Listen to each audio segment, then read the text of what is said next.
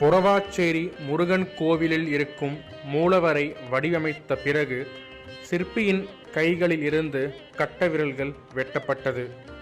மன்னனின் கட்டளையை மீறி பொறவாச்சேரியில் உருவாக்கிய சிற்பத்தை போன்றே எட்டுக்குடியில் 6 முகம் கொண்ட ஒரு அழகான உயிரோட்டமான சிலையை வடிவமைத்தான் அதே சிற்பி.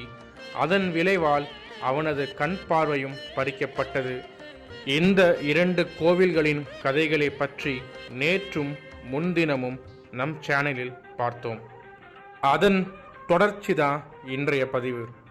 கண் பார்வையை இழந்த சிற்பி தனது மனைவி மகளுடன் திருவாரூர் மாவட்டத்தில் இருக்கும் ஒரு சிறிய கிராமத்திற்கு குடிபெயர்ந்தான்.